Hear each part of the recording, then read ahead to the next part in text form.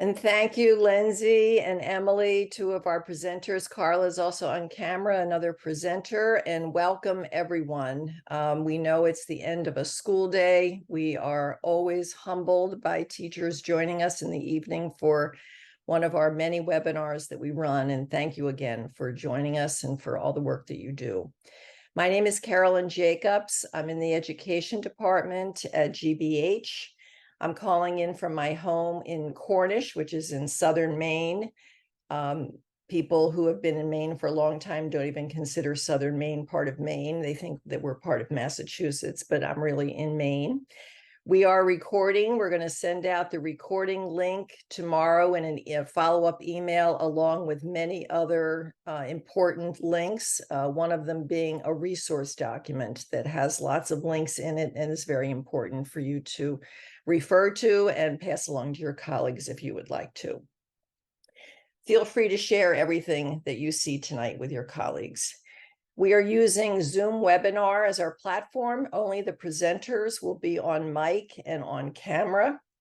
I'll be posting links in the chat, as well as Denise Olson, Director of Marketing, who is in the chat. And there might be some other folks from GBH Education, Elizabeth Gardner, for example, also in the chat and monitoring things. We'll try to get to your questions during the presentation. If we're not able to, we often get back to people individually. Many of you posted questions along with your registration form, and the presenters have seen those, and we will try and get to them in the presentation. Many of them were around simply what are these short docs that we've been talking about, and how do I use them with my students? And that really is the crux of the matter tonight. We're going to be talking about that. So again, I mentioned I'm from GBH Education. GBH is Boston's public television station and the producer of many of the iconic series that you see on your local station in your own town, in your own city. So programs such as American Experience, Masterpiece, Nova, Frontline, and lots of programs for kids originate with GBH and then are shared with PBS stations around the country.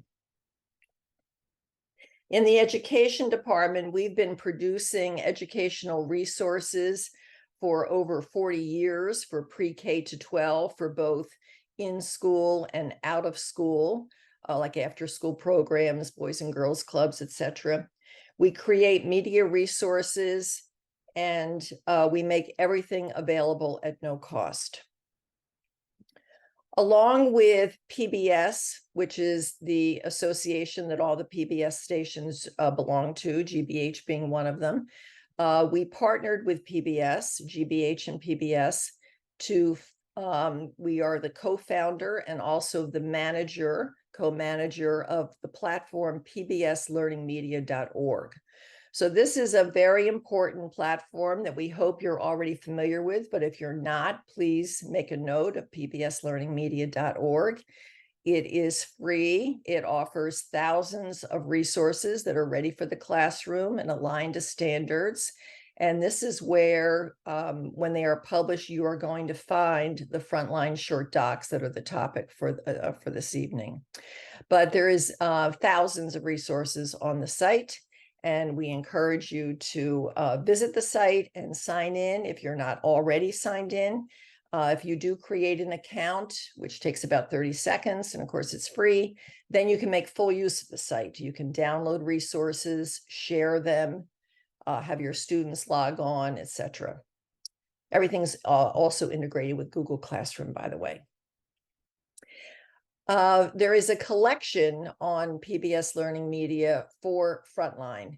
A collection on PBS Learning Media is a type of way to organize resources. So when we publish resources on the site, they are often organized in what we call collections. And that's an easy way to find a whole grouping of resources. And there is a Frontline collection.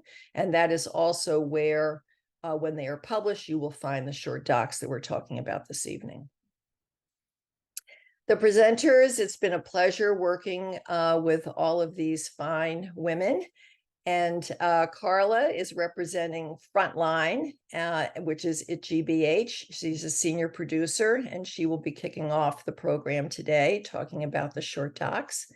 Lindsay Galveo is in the education department, one of my colleagues, as a social studies curriculum specialist. And she has been intimately involved in working with the instructional support materials that go along with the short docs. Emily Silas has been working with us closely in the education department now for, I think it's going on 4 years, Emily, tell you the truth, but I'm not positive about that. Emily is an educator ambassador, GBH Educator Ambassador. She has presented with us at many different conferences and webinars, and she was part of the pilot of the short docs, a teacher who tested out what you're going to see this evening. And then we are thrilled and honored to be joined by two students, Mira and Genesis, who are both high school students, one in California and one in Philadelphia. And they will be joining Lindsay in a little bit in a conversation. They were students who had who got to see these short docs in a different format early on in the project and gave us some important feedback in the development of them. So the beginning is going to be Carla, who's going to introduce what these short docs are and give you a little sneak peek. You're the first group to see this. And then Emily will come on. Emily, who is a classroom teacher, social studies teacher, is going to be talking about how she implements the unit, how she has implemented the short docs with her students, and also give lots of tips. And she is an English immersion history teacher, so she has a lot of expertise in working with second language students. And then Lindsay and our two students, Mira and Genesis, are going to have a conversation about the short docs, and I will come on at the very end for some final remarks. All right, we're going to get started with Carla. Thank you very much.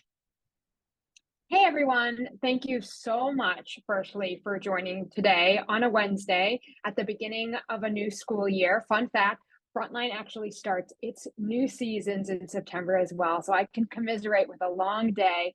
So appreciate you guys all being here. I'm a senior producer at Frontline, and I'm overseeing this short doc series for young adults. It's called Frontline Short Docs, and it is for young adults. We made it with young adults, and it's going to feature young adults speaking about the issues that are shaping their world to give them more context and what Frontline is known for, trusted journalism. So we're going to give you a sneak peek. We've been cooking up this new series with GBH Education for the last 6 months. So we're excited to pull back the curtain.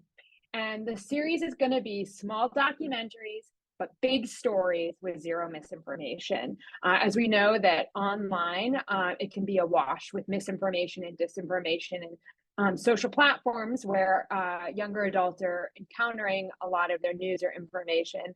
Oftentimes, it's hard to discern what is true and fake. So we're stepping into that space with this new series. It's going to have Frontline signature documentary journalism that you can trust and that you guys are probably familiar with, but we've reimagined it into short, digestible, emotional, and engaging videos for the classroom. It's going to, as said, feature stories of young adults, and it's going to be them speaking in their own words, examining the issues shaping their world. For the pilot season, we're exploring climate change, voting rights, global politics, and a lesson from our past that can help inform our future. And I want to give you a sneak peek. Literally, no one outside of this small group and a few people at Frontline have seen this trailer yet. So Carolyn, if you go and roll the tape.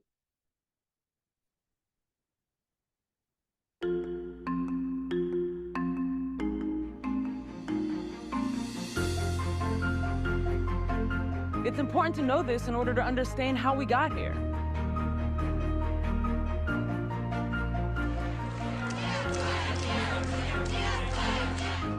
Ой, сейчас будущее видится мне очень туманным. There was was literally a point on the road where it went from hell to there was a sky again. I just got this chance to be able to live again. I suppose to go forward, I needed to look ahead. Are you worried about whether your vote is going to count? I think it is harder for some groups in America to vote. It could be because they don't have access. It was this type of feeling that changes your whole entire life.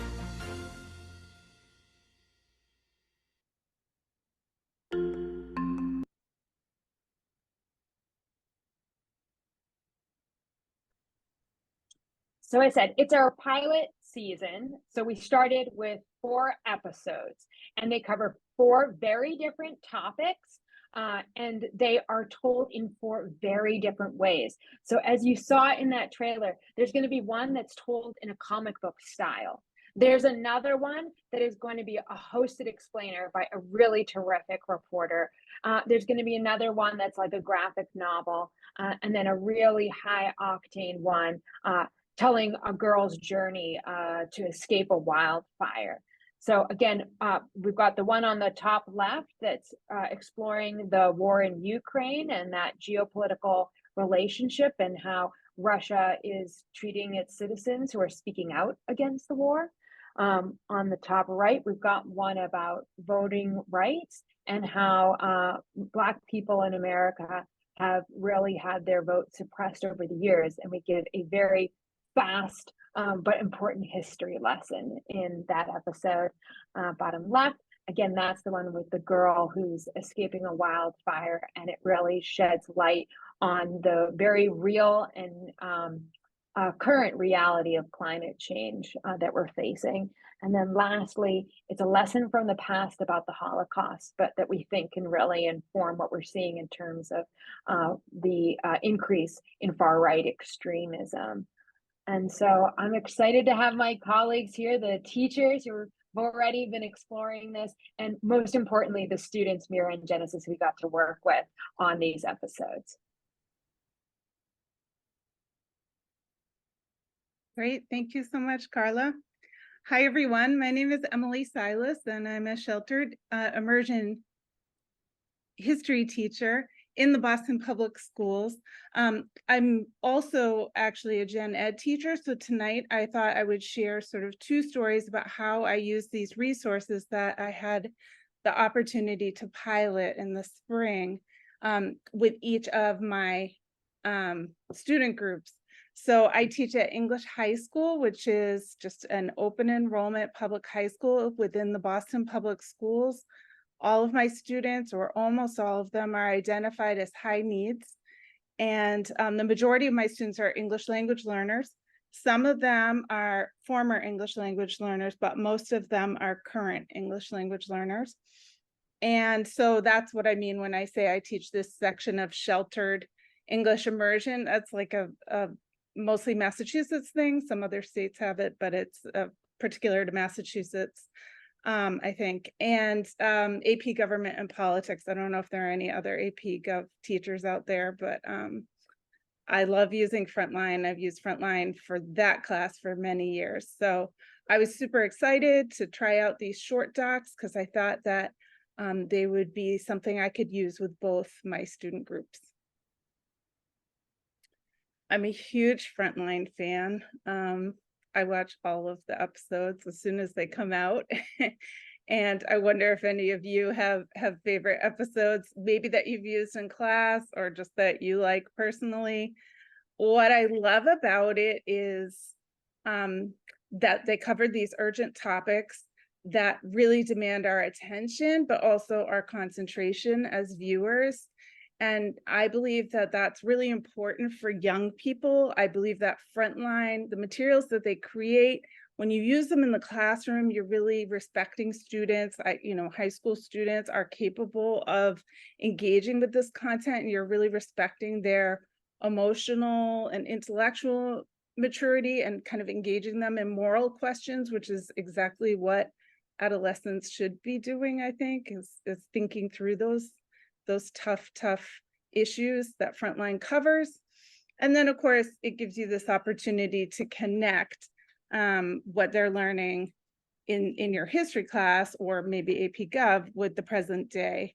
So I piloted all 4 of the docs in my classroom last spring. And then tonight, I'm just going to share kind of 2 paths I took with each one. Sorry, not with each one, with 2 of them. So first we'll start with voter suppression. And when I use any video or any text in my classroom, I always want to set a purpose for reading or for viewing. And so here you see I have 2 questions. And I just wanted to mention that when you use PBS Learning media materials, they come with instructional supports. And so you have these support materials that you can draw on and sort of adapt and make your own. Many of them are in Word docs, so it's really nice to have that flexibility. So I actually took these questions from support materials that were right there with some of the voter suppression videos. So these are the 2 questions that I asked the students to watch or to think about as we watched. How did the 14th and 15th Amendments try to enshrine rights for, sorry, I'm blocking my own slide, newly freed people? And how did the Voting Rights Act of 1965 reinforce those constitutional rights? And how have Southern whites tried to limit the voting power of Black citizens? So we're going to watch just a little clip from the voter suppression doc.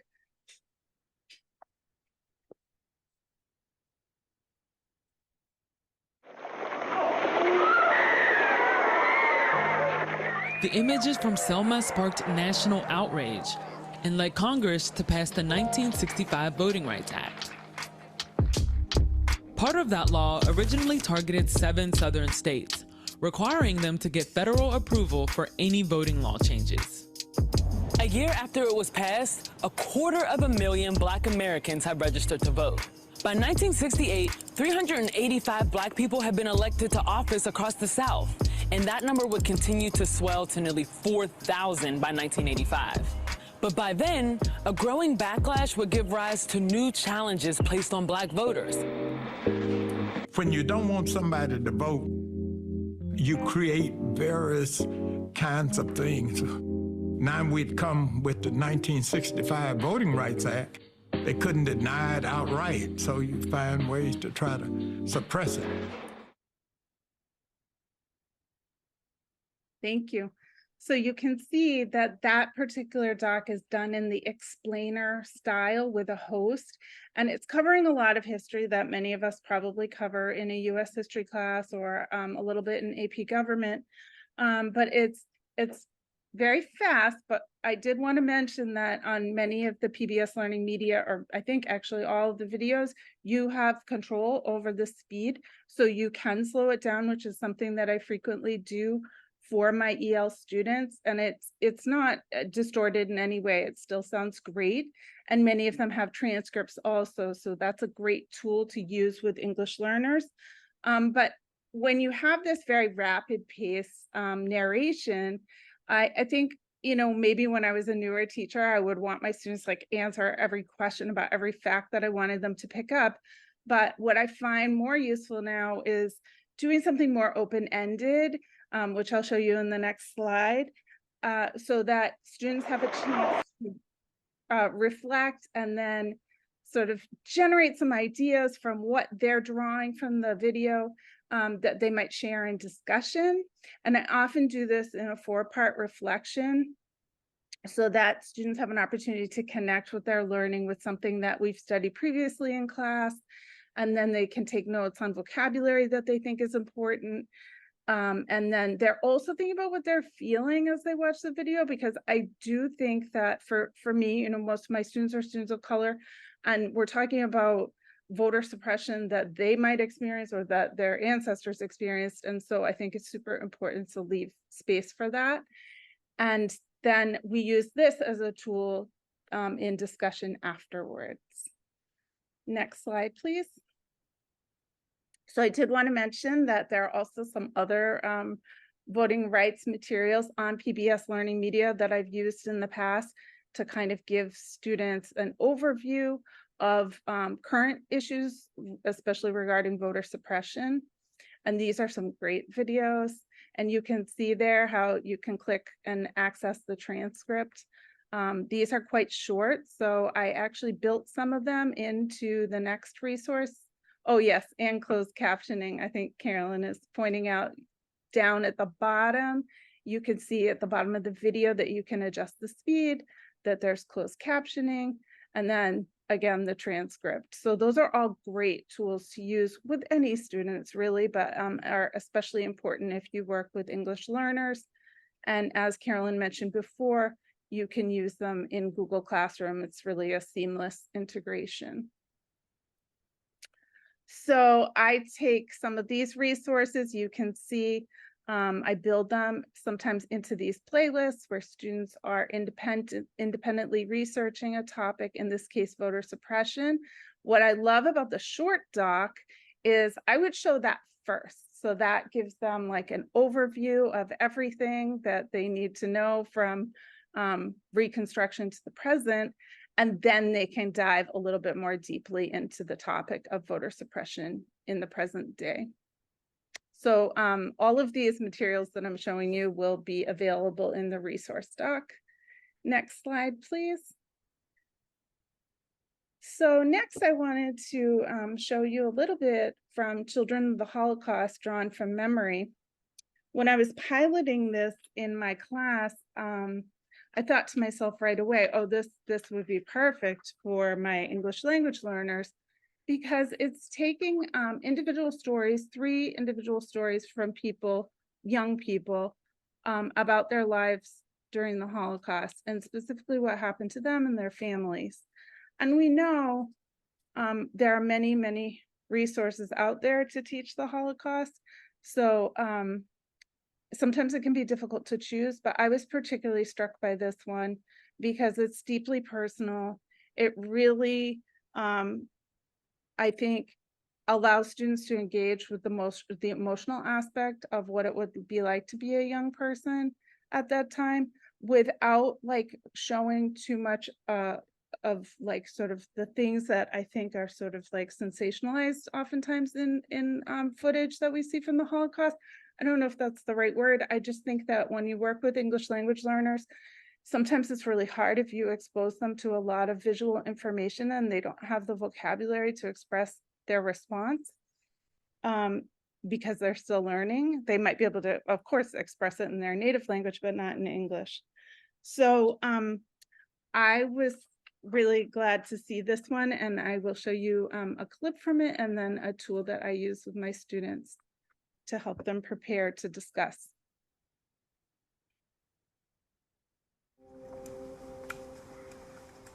Children grow up on experiences. Some of the experiences which may have been horrifying to adults were just part of life. But once we were incarcerated in the camps, I think we tended to grow up pretty fast.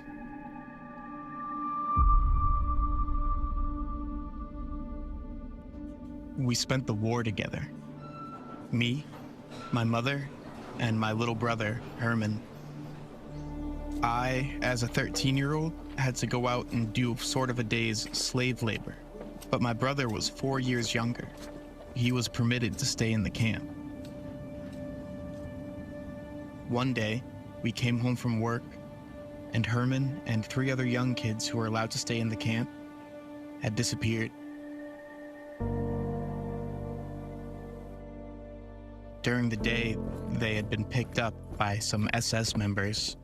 Since then, he appears to have vanished from the face of the earth. One hears of miraculous reunions where members of a family find each other after 60 years or more by pure chance, and therefore I have never recited any memorial prayer on his behalf, always making myself believe that maybe he's still alive. Last July, I was contacted by an organization in our hometown with a view to placing some memorial plaque for our family.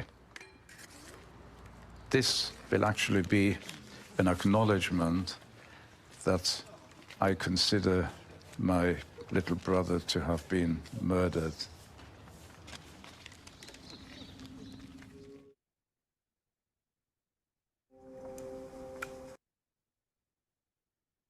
So as you can see, there's a lot just in that short clip to process with students, and there are 3 separate stories. I think giving students, once again, the space to express some ideas and feelings before they discuss the film. And then also, I love the graphic style of that film, because I think it slows it down and it allows the students to take in, you know, who are the different characters. I mean, they're actually labeled, right? So those are really helpful for students who are learning English.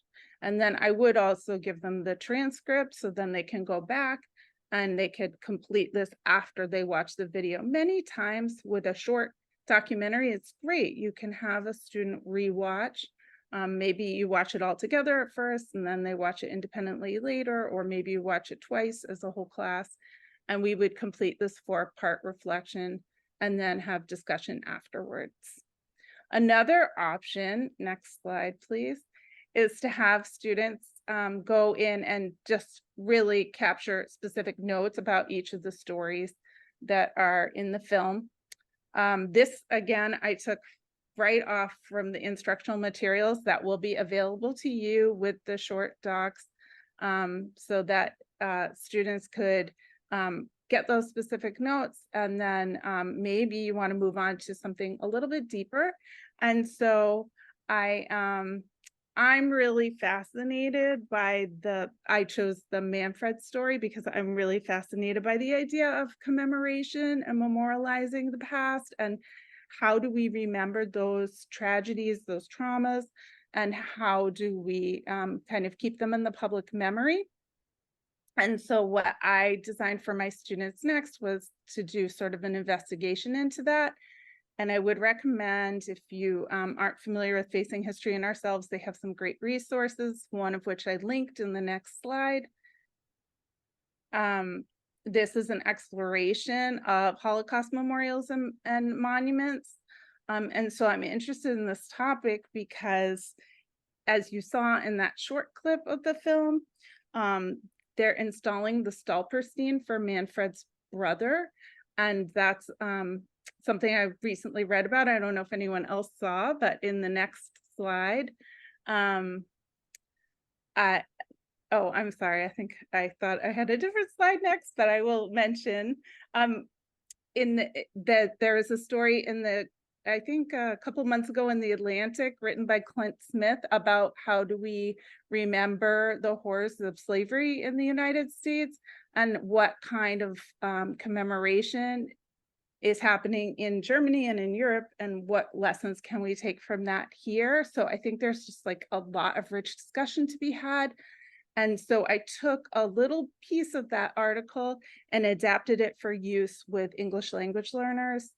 And then I also wanted to mention one more resource before I turn it over. I'm sure I'm out of time. One more resource that I found on PBS Learning Media is about how one teacher in Kentucky, or a group of teachers, actually work on art and specifically murals to commemorate the Holocaust and to tell stories of the Holocaust. And so I just thought that that was another great resource that you could link with this Frontline Short Doc. Yes, and there you see the support materials that are available with all these fantastic resources. And then this is the last thing I wanted to show you. This is what I was saying about the article. If you haven't had a chance to read it, I highly recommend it. Monuments to the Unthinkable. I think I included a link in the resources. And here is just a small passage of the reading that I would give to my students. And again, working with English language learners, you can really just establish the who, what, where, when, how, and why. And then that's a good jumping off point for wherever you want to take it after that. So I'm excited to turn this over to Lindsay and the fabulous students who are joining us this evening to talk about their experience with these short docs. Thank you. Thank you so much, Emily. That was fabulous. What a great strategies that you've given us for implementing these short docs in the classroom, and they'll be ready use available for teachers again in October. So I am so thrilled to be joined tonight with two amazing students, Mira and Genesis. I'm really looking forward tonight to having a conversation with them and hearing more about their perspectives on what it was like to be such an integral part of this Frontline pilot. And I'm really excited to kind of ask them a little bit more about what they've taken away from this experience. So I'm excited to have Mira and Genesis join me on camera. And first, I just want to pose a question to you both. Do you mind sharing with our audience tonight how you get your news? Mira, do you want to begin? Yeah, I can start. I guess I saw it a little bit in the chat earlier, but mainly I would say we get my news from social media, especially apps like TikTok or like Instagram Reels. And then I think that some parts of my news consumption comes from like the New York Times. And then I think that when it's not from the New York Times, it's from like their Instagram feed, which I follow. So yeah. So your first inclination is to see and scroll what's on your phone. I think that's definitely how I like come to know about news, and maybe if I'm like interested about it, then I can like go find more on my own. Genesis, how about you? Where do you get your news from? I definitely agree with Mira. I also like get it through social media, like if I'm scrolling and it just like randomly pops up. But if I'm interested in it, like I'll definitely go on Google, search up articles about it. And I also hear about it when they're like brought up by my parents or by my teachers, like in school. So you'll do a little more investigating if there's something that catches your eye. Yeah, and if like I'm on social media and I hear news, but it sounds really fake, like I won't really pay attention to it. Fantastic. So it's so good to hear how you're building those media literacy skills. Awesome. And then I have a follow-up question for you both. And Genesis, I'll let you begin this time. Have you heard of Frontline before? It is okay if the answer is no, but had you heard of Frontline before this experience? I have never heard of Frontline. I appreciate your honesty. Mira, how about you? I had, because my parents and like family introduced it to me when I was younger, and then I think a lot of my teachers would introduce me to like Frontline like through clips. Like I kind of remember, I think when I was younger in like middle school almost, I watched a video about like concussions and like football, I think. And then I think more recently in high school that a lot of my teachers have been like playing Frontline videos, or at least clips of Frontline videos in classes. Yeah. So we've run the gamut of that. So what made you then both want to participate in this project? So Mira, if you want to begin, and then Genesis, I'll turn it over to you. What made you want to participate in a pilot program to look at these short docs through Frontline? Well, I'm really interested in journalism, and I'm like on my school's paper. So when I heard of like the opportunity, I thought that it would be really interesting to contribute to like journalism that already like that actually like goes out into the world. And I mean, like my school paper is just for my school, but like Frontline and like the short docs kind of are available to anybody. And I think it's also kind of exciting to like be able to like be a part of like what influences other teenagers to learn about like important events. Thanks. I'm so glad to hear all of that. And Genesis, how about you? What made you want to participate, especially since you hadn't heard of Frontline before? When I heard about this project, I honestly just thought it was like a really cool idea, how we teenagers will be able to give our opinions and actually have it be like, how can I say, like it actually matters. And also like these videos, like multiple people are going to be watching it, and so it just like made me like feel like it was a cool idea. Yeah. That's awesome. I'm so glad that you decided to join us. So next, I'd like to hear a little bit more about what it was like to be a youth advisor on this pilot program. So Mira, would you mind telling me a little bit about what it was like to be a youth advisor? Sure. I think honestly it was like very exciting, but also a little bit scary. I think exciting because we kind of get to like we got to like actually like share and contribute to the like our opinions, and like, you know, like people are actually listening to your opinions, and you can see like in the process, like the videos kind of started like very rough, and then they became like more developed as like we went through the course of like multiple sessions. And I think it was kind of exciting to see like I remember I think I said something about like in my group that we were talking about like font choices, and then the next time like the font was changed. I think it's exciting to kind of like see things like that.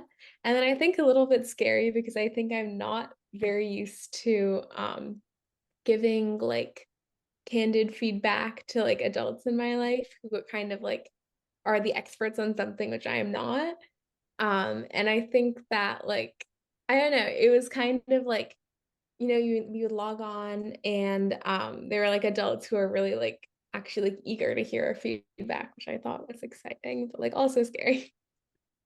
No, I appreciate that. And Genesis, kind of building on that, what did it feel like that this nationally recognized award-winning program wanted your input and your advice as a teenager?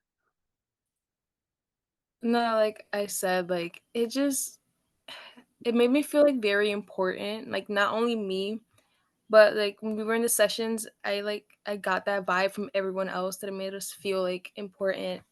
Just because, just like Mira said, like you're not that used to like adults hearing your opinion and like acting on it and stuff like that. And so just like knowing that like also like a well-known program was like listening to it, just like it just felt so nice. And then also like with Mira, I feel like one of the best feelings was when we would like watch an original video, and then the next session, something about it like has changed because of our opinion and feedback on it. And that was just like an incredible feeling, knowing that like our opinion really mattered and it was like acted upon. Yeah, your input was so invaluable in the process. And so I do want to take a little bit time to show the educators in the Zoom room a little bit more about what you really helped contribute to. So I want to start with our first video looking at the suppression of free speech under Putin. And I'm going to play the clip and then we'll dive into some conversation.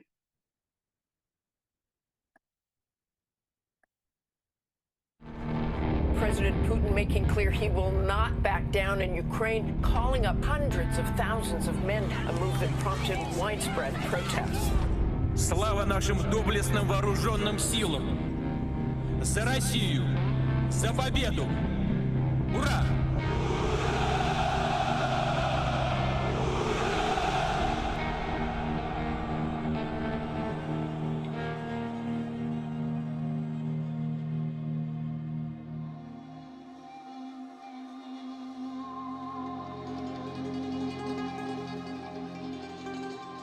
Но идея с антивоенными стикерами вместо ценников, она была довольно известной в России в свое время.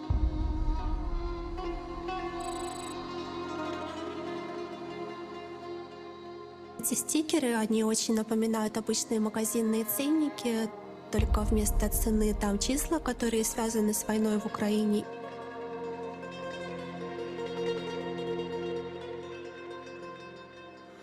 Я думаю, что Саша тоже увидела где-то в интернете эти фотографии и решила повторить.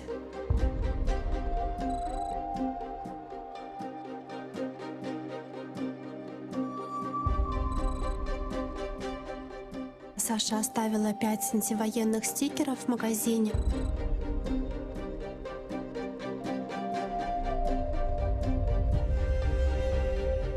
Я хорошо помню тот день, когда Сашу арестовали. Причиной ее ареста стал как раз ценник с информацией про жертвы в Мариуполе. Дело в том, что в официальной повестке говорится о том, что этого не было, а, соответственно, это считается фейком против российской армии и подходит под уголовную статью. А после этого на нее написала донос пенсионерка. По камерам видеонаблюдения ее нашли и проследили ее дорогу до дома этого друга.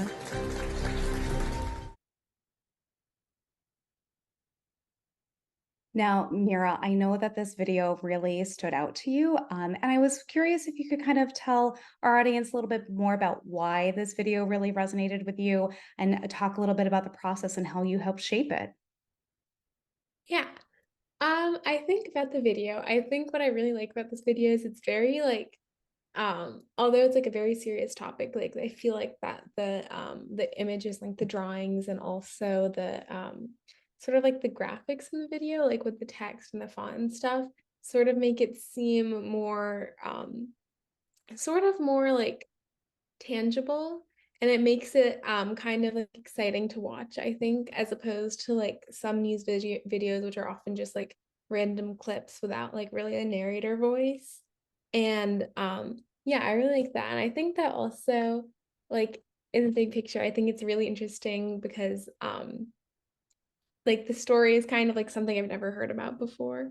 And I think that like especially talking about how people are involved like who live in Russia in like the war, and like also like I've never really heard about like I think like small scale activism, as opposed to like obviously like activism exists in many forms, but like how activism exists like through art and through like even like labels and like stores, which I thought was very cool. Yeah. Oh, I love that. And I love how it's kind of opened your perspective on how you view what it means to be active and informed and how you can inform change. Excellent. And Genesis, I know that another video really resonated with you. So again, I'm going to play the clip. This is from Jordan's story, California on Fire, rather, Jordan's story. So let me play the clip, and then Genesis, I'll have you share your thoughts on it as well. Oh my God. There was like no sirens or warnings or anything. No one telling anyone for sure what was happening, so we're like, oh, let's go check it out. We just get in the car and we can't even pull out because there was cars all the way down. You couldn't even get on the road.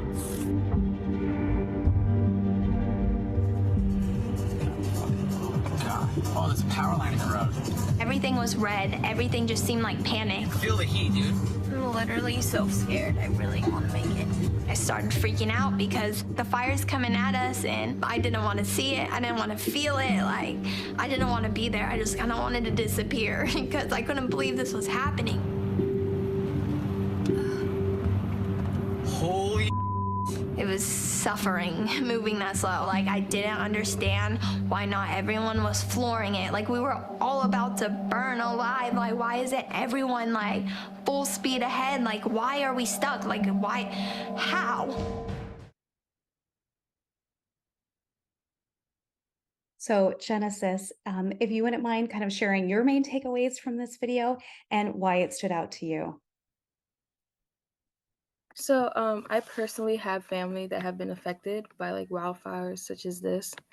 And so when watching this video, like even though my family has been affected, I still do not know much about it. And just how much it truly has affected also like the United States. And so when watching this video, like the girl speaking, she had so much emotion to her. And it just like it made me feel like bad and like interested in the topic. And also like the use of like actual clips from the time just like elaborates on the importance of like just of the importance of this topic. And yeah. No, and that's, you bring up a really great point about how you can share current events through personal stories. And I'm sorry to hear that you have a connection, but I think it's also a really, will be a great segue later into our support materials. And it's really important for teachers to talk about with their students. So thank you for that. And I just kind of want to wrap up our conversation for a little bit and see how you feel moving forward. So Mira, how do you think maybe this experience of piloting our youth council for the Frontline Short Docs, how do you think you'll take this with you moving forward, especially through your senior year and beyond? Well, I think one thing for sure is that I'll definitely look at like media that I watch and even well like read, but I think especially watch with a much like closer lens. I think that like I didn't really realize how much like care and effort is put into like a video that's so short. Like I think the Sonia and Sasha video is about like 10 minutes, and it's still like really really impactful. And I just like I think that like I just never knew like that like so many people could like would give their feedback and like all of that for just one video. And I think I think that's what's really going to change after this. Yeah, it's really fun to see the process unfold because it is a pretty involved process for something that we just see for a few minutes. And Genesis, how about you? What's something that you learned from this process that you think that you'll carry with you? Something that I learned about this process was every single time I watch a video and I would just be shocked by the information on the topic. It just like truly opened my eyes to just how much sometimes like me, myself, and I know other teenagers like don't really know about the news. And like for example, we'll know about a topic, but we won't really know about like the important information or like the small details such as like the voting rights videos. Like you know about the topic, but you don't really know about like the other information that really impacts us. And also it just like sort of taught me that we should start paying more attention to the news because it will show like events that are going on around us, like near us, and also across the globe, such as the Sasha and Sonia video, which I honestly, if I have not watched that video, I would not have known about it. And so, yeah, just like by watching short, like informative videos, such like Frontlines, just definitely keeps us on track on like what's going on around us and across the globe. I love to hear that you now feel really empowered to make great media choices, that you're invested and interested in the news.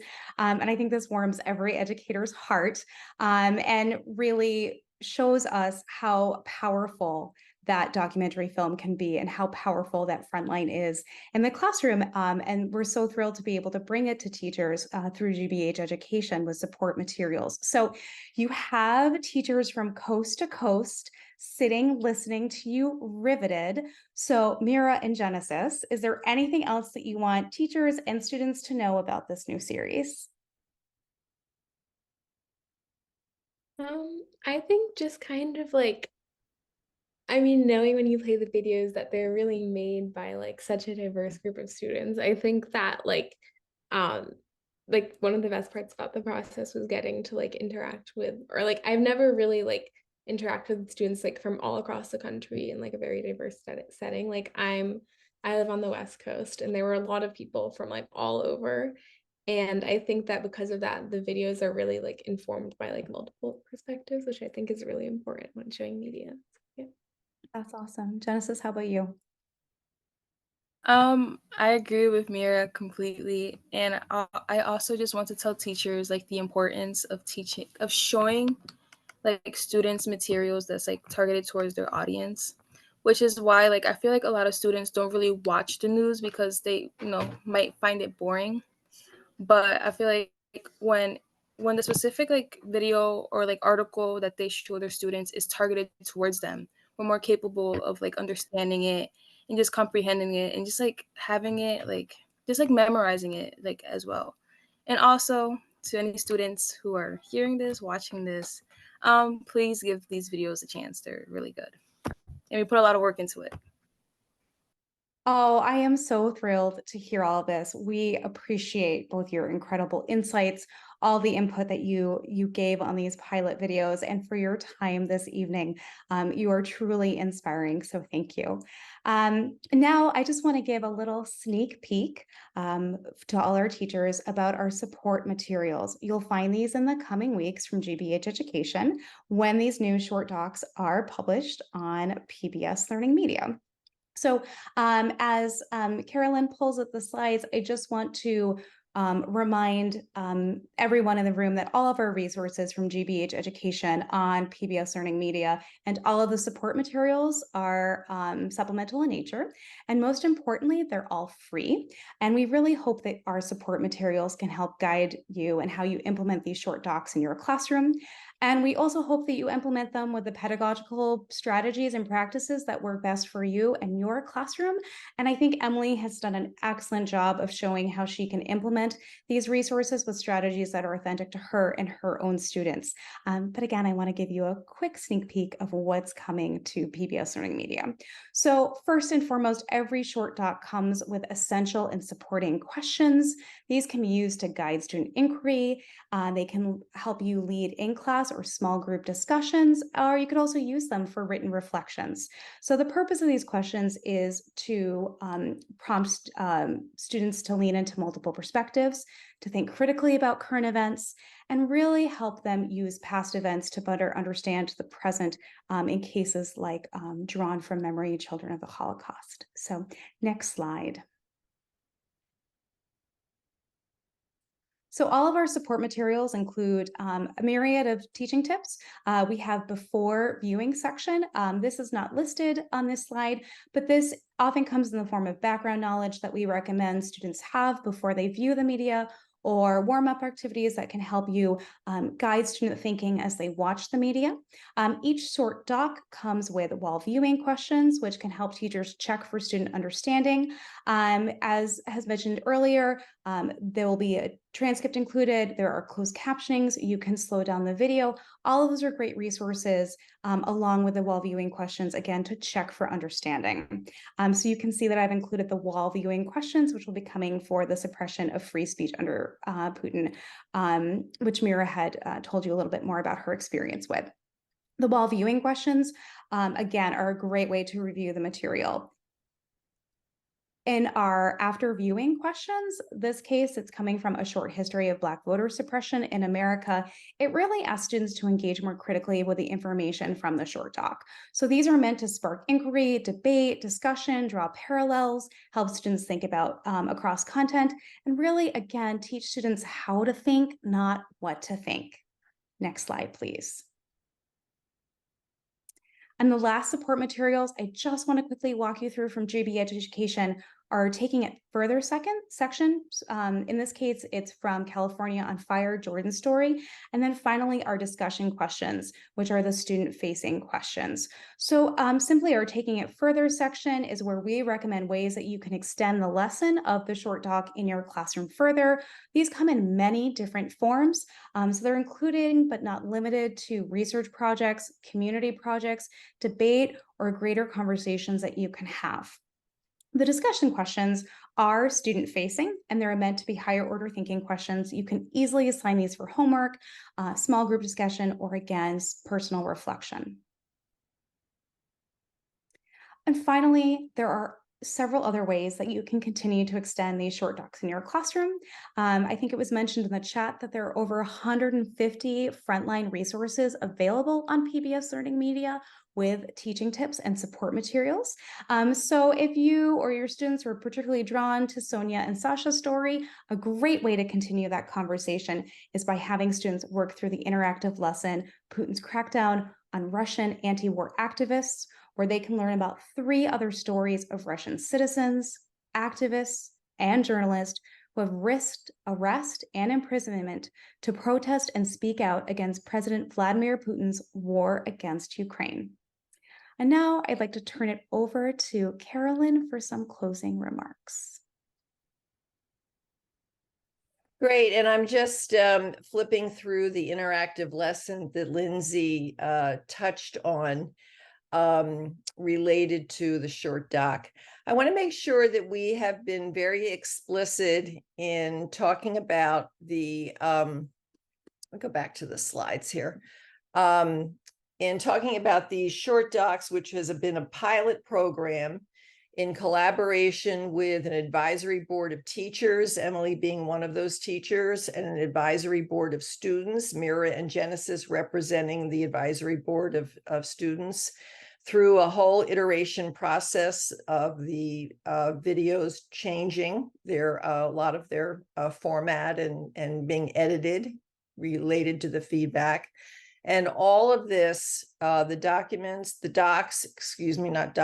docs, and also the support materials that Emily showed you and that Lindsay also talked about, This will all be published in mid-October on both YouTube and on PBS Learning Media as part of the Frontline collection.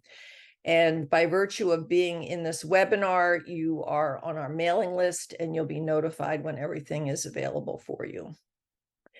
So this is just a reminder about the short docs, and you were part of the first group to see these clips, and we appreciate you being here. A reminder that pbslearningmedia.org is, we hope, your go-to platform for digital resources that you use in your classroom, a co-production of GBH Education and PBS. And again, this is where one of the places where the short docs will be published. Frontline collection on PBS Learning Media. And then here are some other examples of collections on PBS Learning Media. I mentioned that there are thousands. I don't want you to leave with the impression that it's just Frontline. We love Frontline, but there's much more. And there is a brand new, well, actually, it's not so brand new now, but we still think of it as new, a U.S. history collection, over 400 resources on PBS Learning Media, and really focusing on diverse perspectives and unknown stories in U.S. history. And we've done a lot of webinars that have focused on different aspects of this collection. All of the recordings of our webinars are available on the GBH Education YouTube channel. And here are just some examples of other collections that are on Learning Media. You will have the links to these in that resource document I mentioned that's coming out to you in a follow-up email.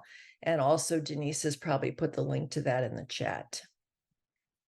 More collections. We had mentioned that American Experience is a production of GBH and PBS, and we have a collection of hundreds of American Experience resources on PBS Learning Media.